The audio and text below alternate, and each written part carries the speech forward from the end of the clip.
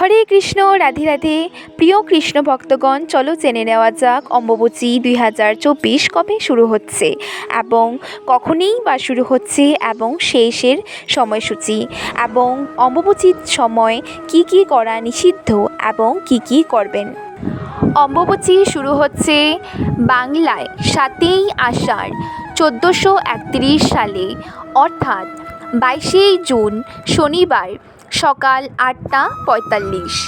অম্বুবাচী শেষ হবে বাংলায় 10ই আষাঢ় 1431 সালে, অর্থাৎ ইংরেজি 25শে জুন 2024 মঙ্গলবার রাত্রি 9টা 8 মিনিটে। তো এবার চলো জেনে নেওয়া যাক অম্বুবাচীতে কোন কাজ করলে শুভ ফল পাওয়া যায়। যত বেশি সম্ভব এই সময়ে ইষ্ট মন্ত্র জপ করুন। এই সময়ে গুরুদেবের পূজা করা যাবে। যাদের গুরু মহিলা অর্থাৎ গুরুমা তারাও এই সময়ে পুজো করতে পারেন। এই সময়ে দেবীর মূর্তি লাল কাপড় দিয়ে ডেকে রাখুন। অম্বুবাচী চলাকালীন আম দুধ সেবন করুন, এতে সাপের ভয় দূর হয়। অম্বুবাচীতে এবার কি কি করা নিষিদ্ধ জেনে নেওয়া যাক। অম্বুবাচীর 3 দিন কোনো মাঙ্গলিক কাজ করা যাবে না, যেমন বিবাহ, পূজা, গৃহপ্রবেশ প্রভৃতি। অম্বুবাচীতে বৃক্ষরোপণ ও ভূমিকর্ষণ করা নিষিদ্ধ।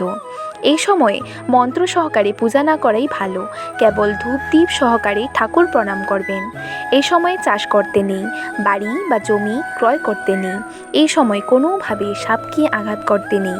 বিশেষ প্রয়োজন ছাড়া কোথাও যাওয়াও উচিত নয়।